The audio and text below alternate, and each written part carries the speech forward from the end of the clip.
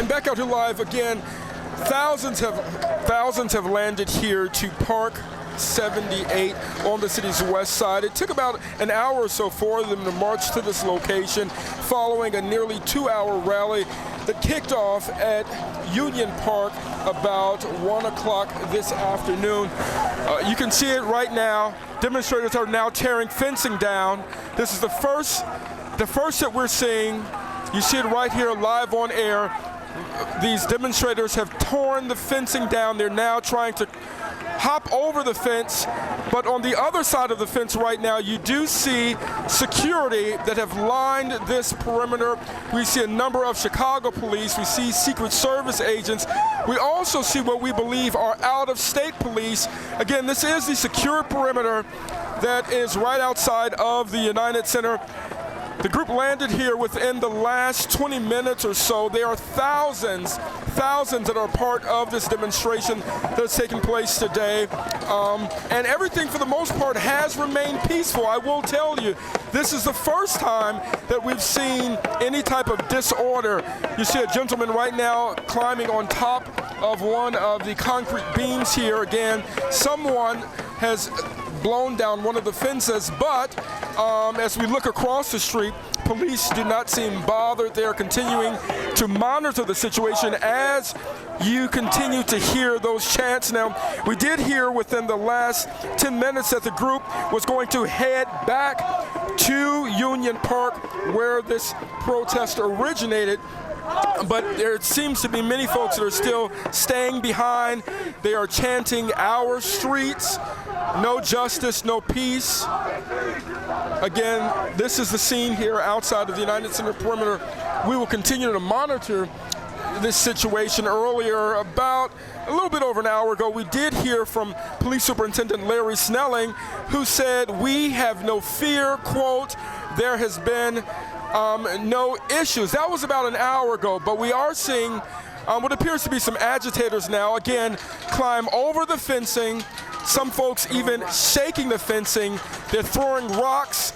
My security guard is telling me now. And so just so we can get to a safe location, guys, we're going to back up a little bit, but we will continue to monitor this situation, keep you posted on air and online. You see it here live on our air, demonstrators trying to break through the fencing outside of the United Center perimeter.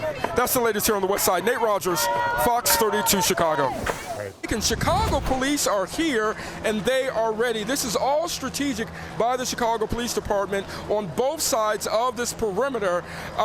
They have not moved here yet to move this crowd, but they will not let them get past this fencing into the United Center. Again, for those unfamiliar with this area, we are probably 2 blocks north of the United Center where fencing has been erected. As we've just shown you over the last 10 minutes or so, several of the fencing panels has been torn down by these agitators, some with bats in hand, many of them with their faces covered. I will tell you, from covering some of these events previously, we've been able to recognize the agitators by the ones who typically may cover their face, right? And they don't want to be on camera. They don't want to talk to you. I'm not saying that's everybody, but from what we've seen today, the ones that are causing the disruption, the vandalism, the violence, these are folks with their faces covered. I don't know which group they are a part of. They're not really communicating with us, but we do know that a number of law enforcement as well as journalists are out here now trying to report to you at home what the situation is like. Terrence and Sylvia. Nate, you know, as we watch this, it was, and you're live and we're on the news live, and the fencing was up and all of a sudden it wasn't anymore. It's not so much that the fencing was not put up properly or came down easily, is it? These people came with things in their backpack to make this happen. Yes, Sylvia, you are absolutely right. We have video of a gentleman taking what appeared to be some type of like sledgehammer out of his backpack and opening one of the fences. I will tell you that I'm starting to see, I did see like a chain wrapped around one of the fencing where they put like a lock attached to it, so even if they tore it down, it would still be connected to a lock. But police are right now still working to disperse the crowd. We have not seen, just to be clear, we have not seen police at all agitate the situation in terms of fighting back or anything like that. We saw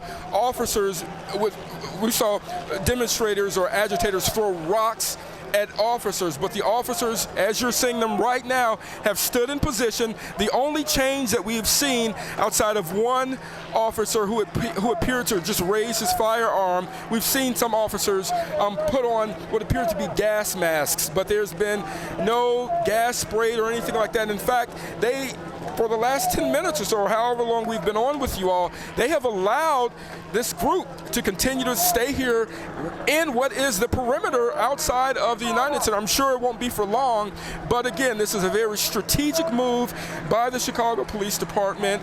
Superintendent Larry Snelling has said all along leading up to this that they've trained for this, that they have prepared, and so all of their responses, they want Chicagoans to know, not just Chicagoans, but delegates, all of the visitors to our city. They want folks to know that they are indeed safe and they have a handle on this. Right now, we're continuing to see and hear people chant as some are still trying to tear down, additional fencing. It is a sad sight to see out here, but that really is what's happening right now. Let me give you one more. Okay, so Chicago police right now are running toward this area. We're going to get out of the way, but they're running toward this area, appears with helmets in their hand. I believe they are about to stop the crowd. They are about to move everyone out the way. You see it, they are probably 300 feet from us. They're running with helmets on, I'm sure to move us out of this perimeter. And so we're going to keep the camera on this, but we're going to just move out of the way.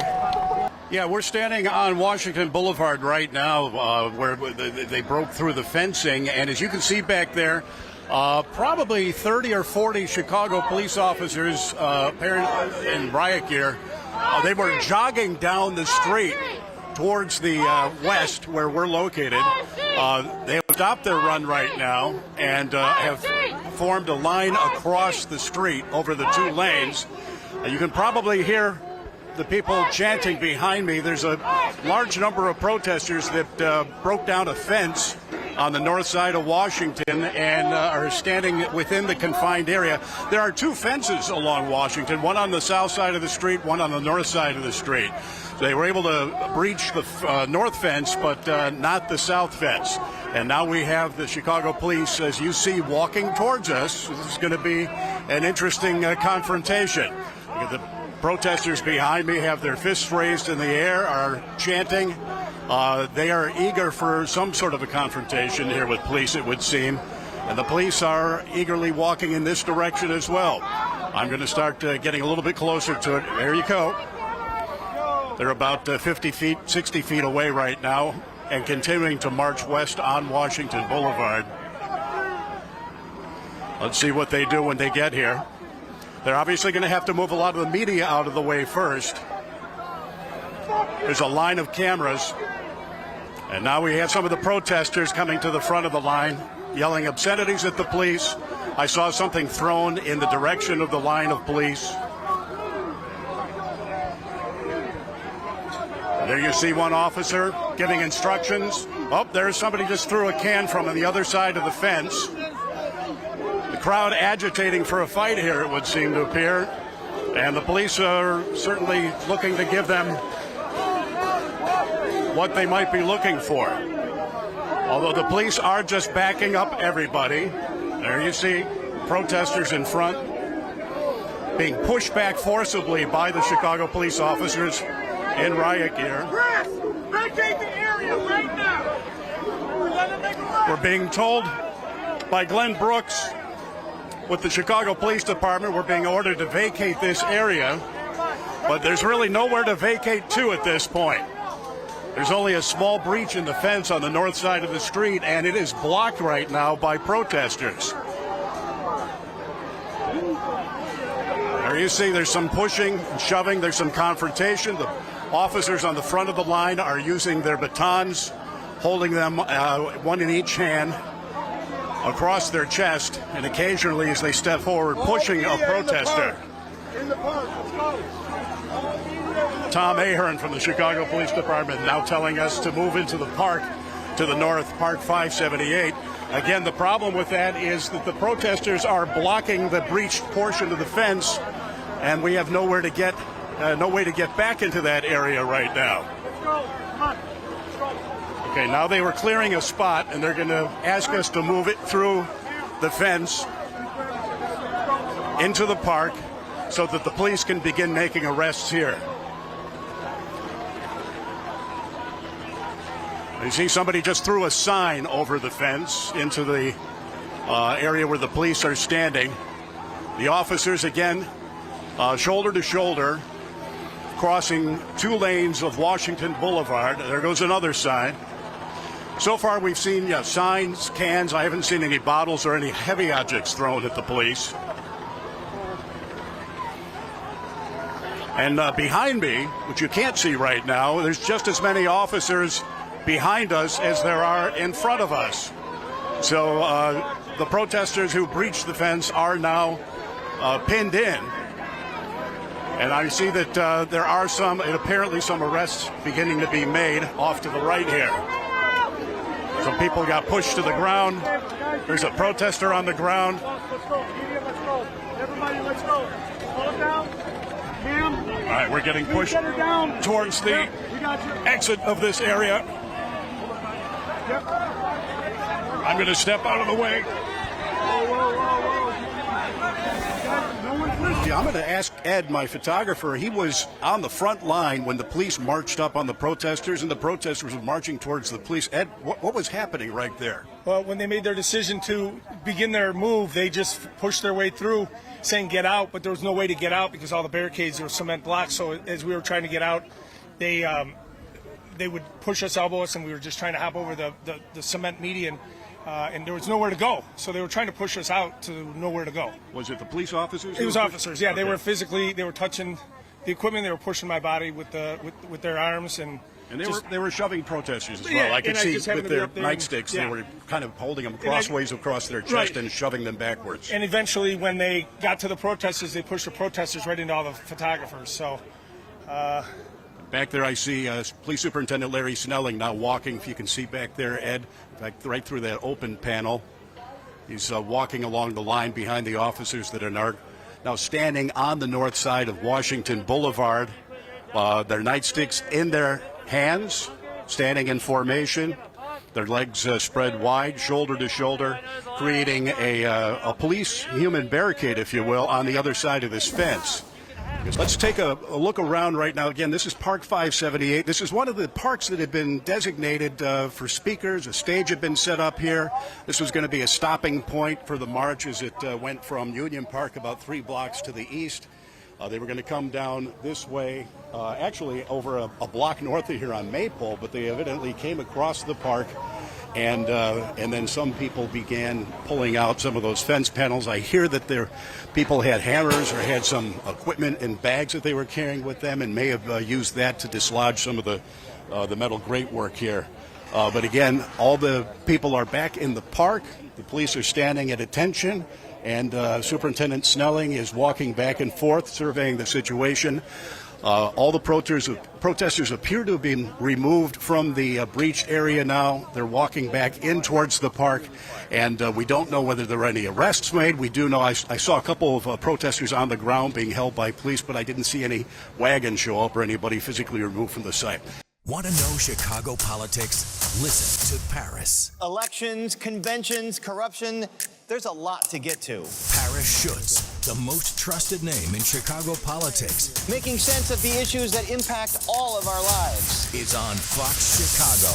I'm Paris Schutz, and I get to cover politics in the world's most fascinating political city. Find Paris on air on Fox32Chicago.com and streaming on Fox Local. Let's get started. A Kamala Harris presidency would shatter the final glass ceiling for women in politics, something Hillary Clinton aspired to do in 2016. But according to former House Speaker Nancy Pelosi, there's a reason the campaign has not made that a central theme. I know there's excitement about the prospect of a woman president, and that's very exciting. It brings tears to my eyes, but it doesn't bring votes to the ballot box necessarily. Pelosi was the first woman speaker in U.S. history. She says in the end, the gender of the candidate shouldn't be a big deal. People are concerned about the cost of this or the security of their job, and you had just a little bit of time to persuade them to say she's a woman, I don't think is the first case that you should make. However wonderful it is it's icing on the cake, but it ain't the cake. Cook County Board President Tony Preckwinkle has penetrated the old boys network of Illinois politics to become the chair of the Cook County Democratic Party. She says she agrees with Pelosi. Well, I think she just doesn't want to be boxed in. She wants to be sure that she's appealing to everybody in the country and that her message is as broad as possible, and I think she's been very successful at that. Illinois Congresswoman Jan Schakowsky says the fact that the Harris campaign doesn't have to drive home the historic nature is another indication of the gains women have made in all aspects of American life. It is about making history, there's no question about that. But it is a side issue, I agree. I think what we're talking about is a really competent, ready to be the President of the United States person. And then we've got Tim Walz, who is just an everyday guy. I think all of the pictures of who's coming up are very, very positive. But I think people are really looking at how tough this woman is, this person is, to govern. We're going to hear from a member of the January 6th Select Committee, former Illinois Congressman Adam Kinzinger, who is as anti-Trump as it gets right now because of January 6th. He had been a Trump supporter. He has been as outspoken as it gets, along with Liz Cheney. I caught up with him on the convention floor a few minutes ago. Take a listen. Why do you feel it's important not to just oppose Trump, not to just support Harris, but actually come on stage at the Democratic National Convention and speak? Well, I mean, look, it's the Democratic Convention has shown that they're interested in reaching out to good Republicans. I've seen people from another party, address a convention, but it's always been like one night. They've brought people every night. And what's important here is to say, look, we can disagree on policy. Like, frankly, I disagree with my wife on things sometimes. But what we can't disagree on is the importance of democracy, the fact that we need to be united. And frankly, even if I don't agree with everything, Kamala has a vision for the future. When was the last time anybody's heard Donald Trump articulate anything close to a vision except just litigating past grievances? And I just heard today that he's going to hold some kind of J6 awards or something like that. I mean, how do you react to the fact that he's playing up these folks as martyrs, as victims? You were there that day. I talked to you that day. It was a sickening day. You had a gun with you because of how threatening it was. What do you make of that? Look, I mean, it almost at this point feels like he's trying to lose, except I know he's not. This is what happens when you saturate yourself in Truth Social and all you see is people calling these folks martyrs. It's insane. I hope America sees that and recognizes that this guy has no interest in holding people that break the law to account. He's not the party. He's not the leader of law and order. If we ever have another January 6th again like this, it continues to erode our democracy and erode people's faith in the country. We can't have that. You've talked about the fact that some of your families just really pissed at you. They're down that kind of rabbit hole. What are they going to make of seeing you appear in front of a bunch of Democrats? I'm going to blow up their minds, and it's going to be awesome. Like, if you are angry because I'm here to address a Democratic convention, you have something broken in you, right? Because Americans usually respected political differences. So they're all my distant family. My close family is really good to me, but they can be as angry as they want. Last question. I mean, is it too much of a Pollyanna-ish statement to say that this country can get back to governance from the middle or bipartisanship?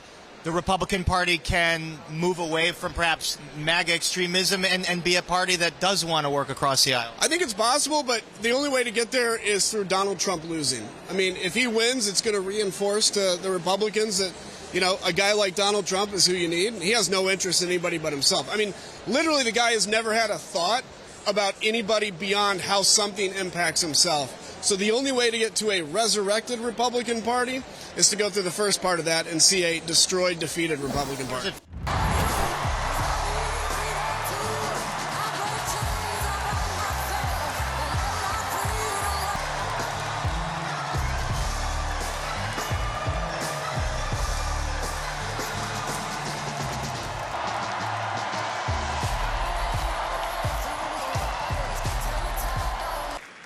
My mother was a brilliant, 5-foot-tall, brown woman with an accent.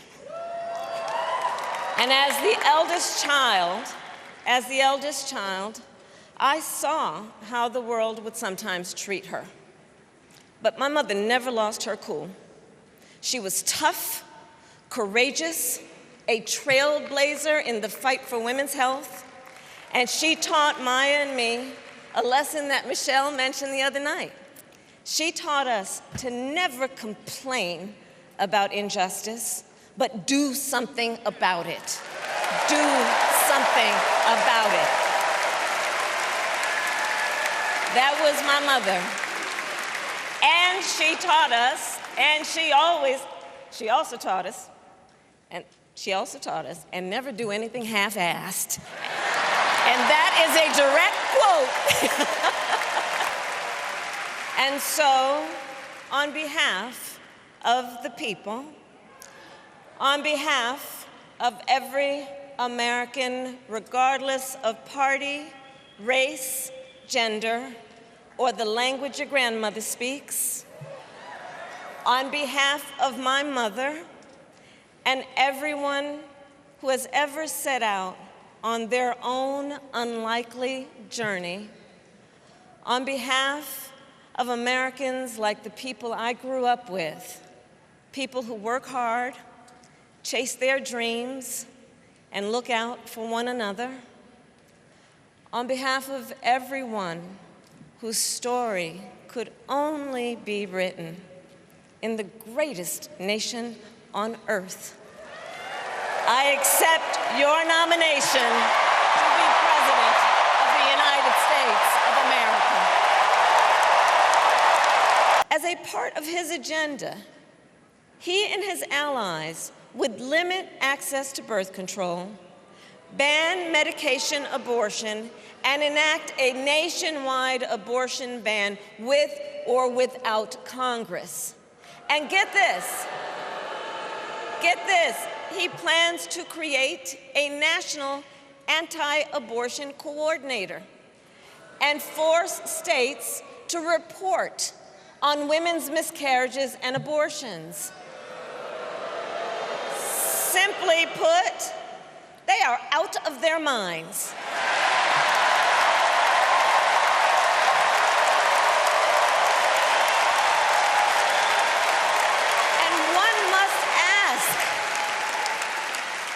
One must ask, why exactly is it that they don't trust women? Well, we trust women. We trust women. In this election, many other fundamental freedoms are at stake. The freedom to live safe from gun violence in our schools, communities, and places of worship. The freedom to love who you love openly and with pride. The freedom to breathe clean air and drink clean water and live free from the pollution that fuels the climate crisis. And the freedom that unlocks all the others, the freedom to vote. With this election, we finally have the opportunity to pass the John Lewis Voting Rights Act and the Freedom to Vote Act. Because now is the time to get a hostage deal and a ceasefire deal done.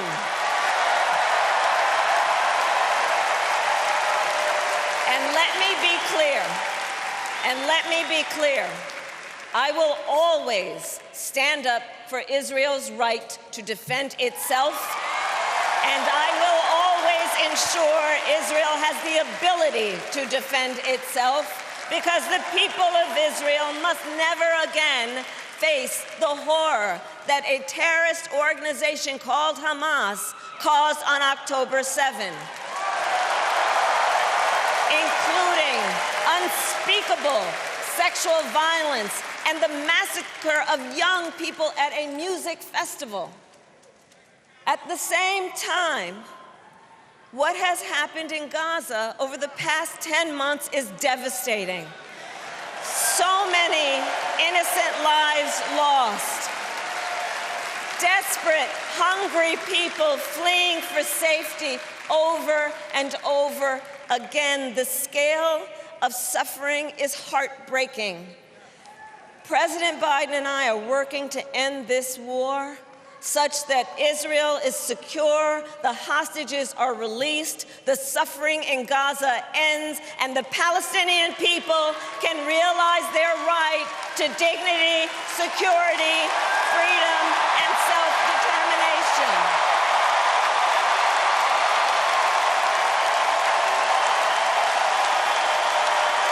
It is now our turn to do what generations before us have done, guided by optimism and faith, to fight for this country we love, to fight for the ideals we cherish, and to uphold the awesome responsibility that comes with the greatest privilege on earth, the privilege and pride of being an American.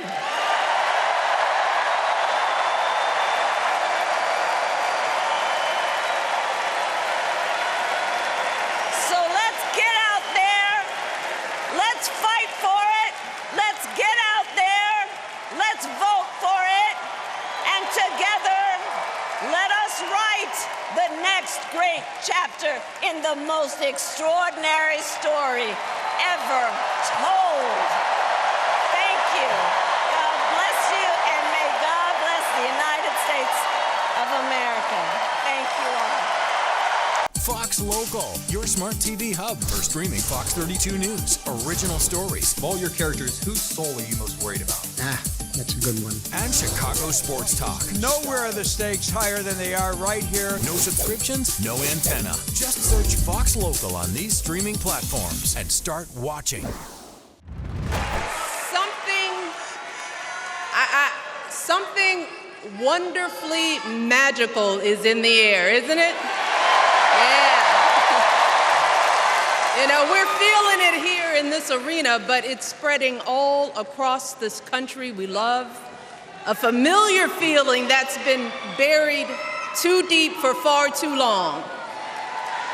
You know what I'm talking about. It's the contagious power of hope.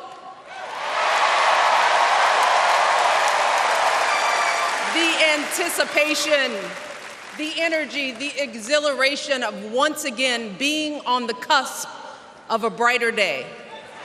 The chance to vanquish the demons of fear, division, and hate that have consumed us and continue pursuing the unfinished promise of this great nation, the dream that our parents and grandparents fought and died and sacrificed for. America, hope is making a comeback. Yeah. They understood that it wasn't enough for their kids to thrive if everyone else around us was drowning. So my mother volunteered at the local school. She always looked out for the other kids on the block. She was glad to do the thankless, unglamorous work that for generations has strengthened the fabric of this nation. The belief that if you do unto others, if you love thy neighbor, if you work and scrape and sacrifice, it will pay off. If not for you, then maybe for your children or your grandchildren. You see, those values have been passed on through family farms and factory towns, through tree-lined streets and crowded tenements, through prayer groups and National Guard units and social studies classrooms. Those were the values my mother poured into me until her very last breath. Kamala Harris and I built our lives on those same foundational values. Even though our mothers grew up an ocean apart, they shared the same belief in the promise of this country. That's why her mother moved here from India at 19. It's why she taught Kamala about justice, about the obligation to lift others up, about our responsibility to give more than we take. She'd often tell her daughter, "Don't sit around and complain about things, do something." So, with that voice in her head, Kamala went out and she worked hard in school, graduating from an HBCU, earning her law degree at a state school. And then she went on to work for the people, fighting to hold lawbreakers accountable, strengthening the rule of law, fighting to get folks better wages, cheaper prescription drugs, a good education, decent health care, child care, elder care. From a middle-class household, Kamala worked her way up to become Vice President of the United States of America. My girl, Kamala Harris, is more than ready for this moment. She is one of the most qualified people ever to seek the office of the presidency. And she is one of the most dignified. A tribute to her mother, to my mother, and to your mother too. The embodiment of the stories we tell ourselves about this country. Her story is your story. It's my story. It's the story of the vast majority of Americans trying to build a better life. Look, Kamala knows, like we do, that regardless of where you come from, what you look like, who you love, how you worship, or what's in your bank account, we all deserve the opportunity to build a decent life. All of our contributions deserve to be accepted and valued.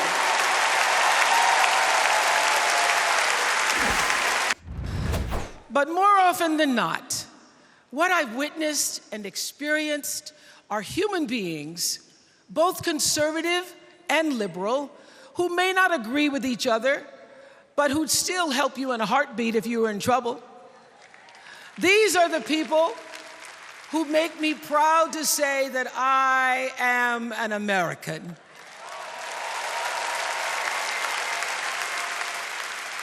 They are the best of America. And despite what some would have you think, we are not so different from our neighbors.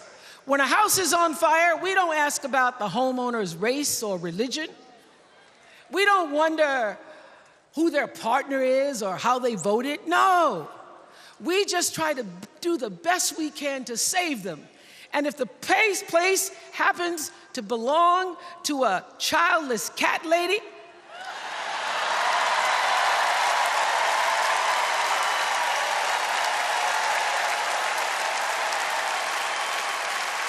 well, we try to get that cat out too.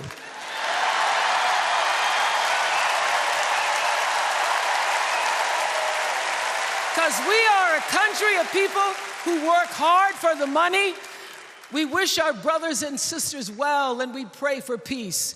We know all the old tricks and tropes that are designed to distract us from what actually matters, but we are beyond ridiculous tweets and lies and foolery. I am feeling hopeful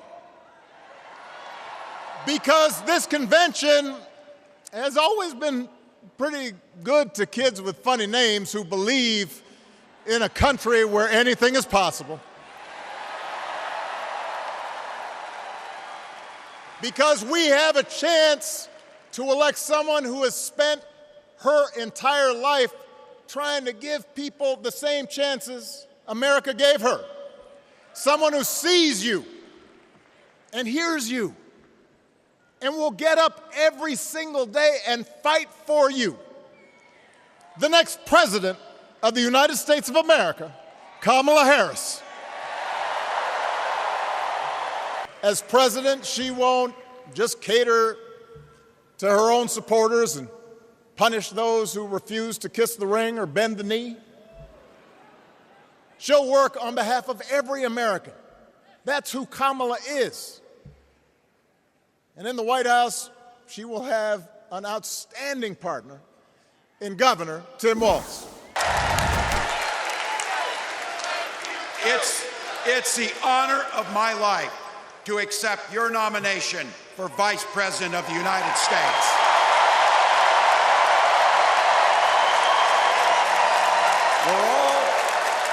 We're all here tonight for one beautiful, simple reason. We love this country. So thank you to all of you here in Chicago and all of you watching at home tonight. Thank you for your passion. Thank you for your determination. And most of all, thank you for bringing the joy to this fight.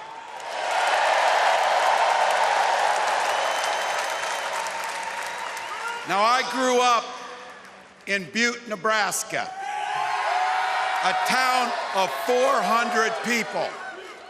I had 24 kids in my high school class, and none of them went to Yale. But I'll tell you what, growing up in a small town like that, you learn how to take care of each other. That family down the road, they may not think like you do. They may not pray like you do. They may not love like you do, but they're your neighbors. And you look out for them, and they look out for you.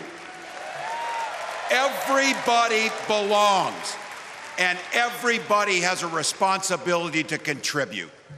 For me, it was serving in the Army National Guard. I joined up 2 days after my 17th birthday, and I proudly wore our nation's uniform for 24 years. My dad, a Korean War era Army veteran, died of lung cancer a couple years later. He left behind a mountain of medical debt.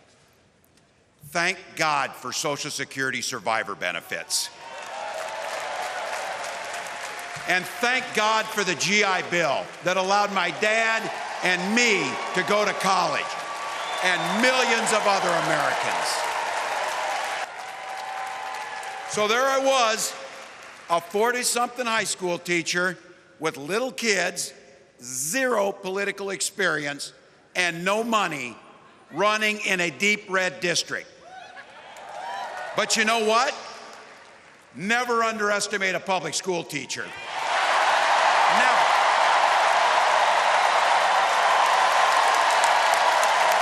I represented my neighbors in Congress for 12 years, and I learned an awful lot.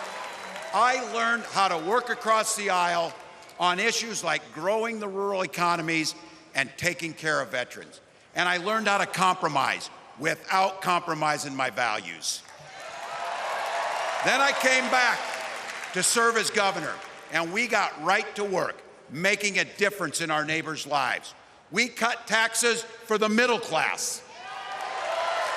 We passed paid family and medical leave. We invested in fighting crime and affordable housing. We cut the cost of prescription drugs and helped people escape the kind of medical debt that nearly sank my family. And we made sure that every kid in our state gets breakfast and lunch every day. So while other states were banning books from their schools, we were banishing hunger from ours. Discover Chicago's hidden gems and untold tales. If you look up, odds are you're seeing our work. They have such an intense and fierce look when they swoop down to grab a fish. 3, 2, 1, go! Fox 32's photographers share the stories they've captured with you. Fountain jet shoots up about 150 feet. Our designers, the sky is their canvas. See Chicago through their unique lens. Streaming now at Fox 32 on Fox Local. Download Fox Local on these streaming platforms and start watching. Sketchbook Brewing Company founder Cesar Marin says the partnership was an easy cheers when he got the call from the governor's office and the Illinois Craft Brewers Guild. We were excited to just be able to participate on something that's, it's going to bring 50,000 or more people to the Chicagoland area. The request, create a special beer for DNC attendees to showcase the state's booming craft beer scene. They kind of let us take the lead on that as the experts on making great beer. As for Sketchbook, what we did was we wanted something that was approachable to everyone. So we ended up with a sessionable West Coast IPA at 4.8%. Marin says he immediately knew he wanted his selection to highlight Sketchbook's use of water from Lake Michigan. Those hop notes plays really well with the water profile of the Great Lakes. Of all the breweries here, if you ask them, we're all very proud of being in such a accessible, great water. One of the greatest in the country is actually that works really well with IPAs and all beer styles. One of the reasons why Chicago breweries are so great and why people love beer from Chicago craft breweries is a lot that has to do with the Lake Michigan water. Alter Brewing Company owner Ken Hendricks is behind the other variety of J beer being poured at the convention. And we were super excited and humbled by the opportunity to do that. I mean, what a great opportunity to showcase a small local brand on a national stage. Their choice for a J beer, a refreshing Mexican lager. We wanted to do something approachable, clean, crisp. And then what makes a Mexican lager is the fermentable sugars come from corn. So there's actually a corn sweetness to that beer as well, which we think everybody's going to enjoy. Governor Pritzker himself got to sample both beers at a recent unveiling event ahead of the convention. The owners of both breweries got to take part as well and share details about their beer babies. Both say they hope this will get more people to drink local when they reach for a brew. So we jumped on it to represent not only our brand, but also represent every other small business breweries in Illinois. Chicago is such a great craft beer scene. These two are just a very small sampling of the world of craft beer, and again, people are really digging them, so we're happy. Now, if you're interested in trying J beer, for now you're out of luck unless you're at one of the governor's DNC events. But Alter tells us if the beer is well received, they would consider offering it at some additional events. And Sketchbook says if they have extras, they'll offer it up for sale. We knew going into convention week that there would be some outside agitators trying to cause disruptions. We've already seen some of that this week, but what Indiana delegates certainly did not expect yesterday morning was a stomach-turning meal involving maggots. During the DNC, delegates from across the nation are staying in top hotels across the city, Fairmont, Chicago being one of them. But as Indiana delegates were getting ready to tackle day 3, a nasty discovery was made during breakfast. Sometime right around 7 when the food was actually laid out, some protesters showed up and apparently they dumped maggots all over the food. Chicago police and the FBI responded and say multiple unknown women entered the hotel around 6:45 in the morning and planted the unsettling surprise. In a statement, a spokesperson with the Fairmont Chicago said in part, "The safety, security, and well-being of our guests and staff are our top priorities. Our team acted immediately to clean and sanitize the area, ensuring the event could continue without further incident." The hotel staff did an incredible job, I'm told.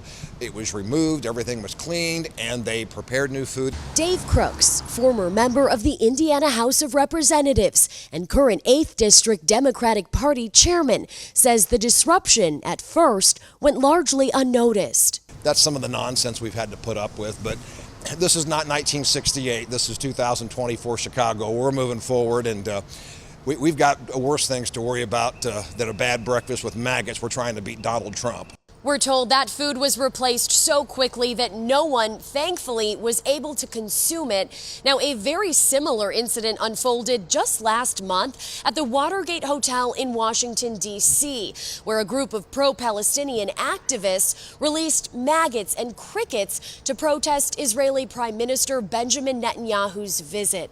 It is unclear at this time what group yesterday's protesters were affiliated with. So far, no arrests have been made.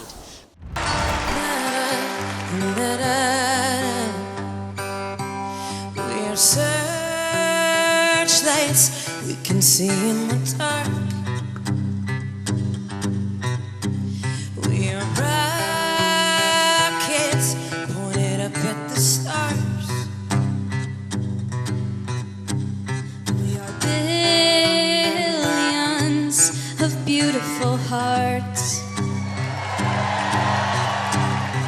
You sold us down the river too far.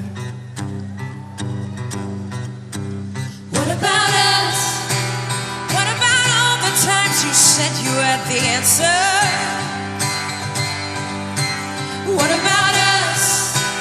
What about all the broken happy ever afters?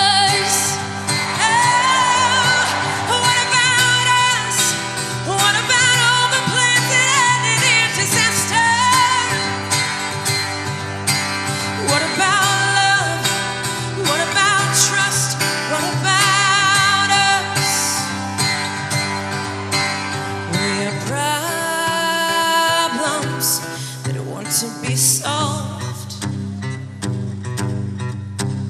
We are children that need to be loved. We were willing, we came when you called, but man, you fooled us. Enough is enough. What about us? What about all the times you said you had the answers?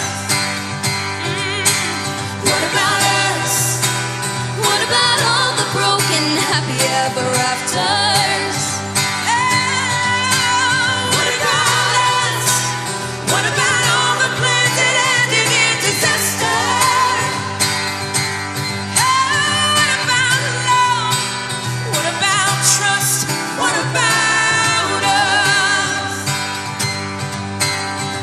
Sticks and stones, they may break these bones, but then I'll be ready. Are you ready?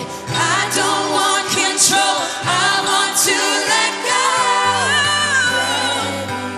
I'll be ready. 'Cause now it's time to let them know.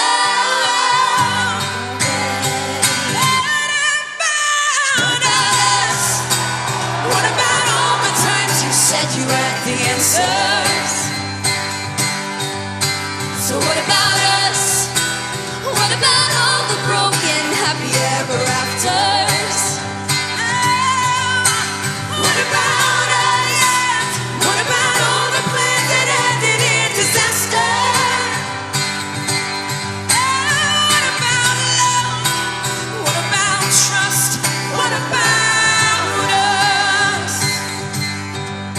What about us?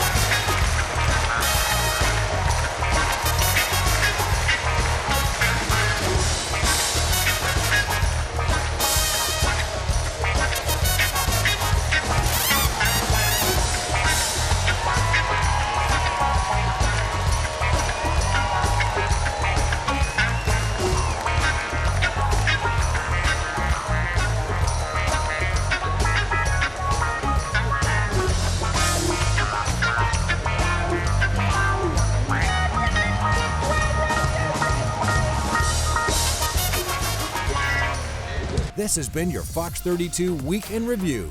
See you around next week.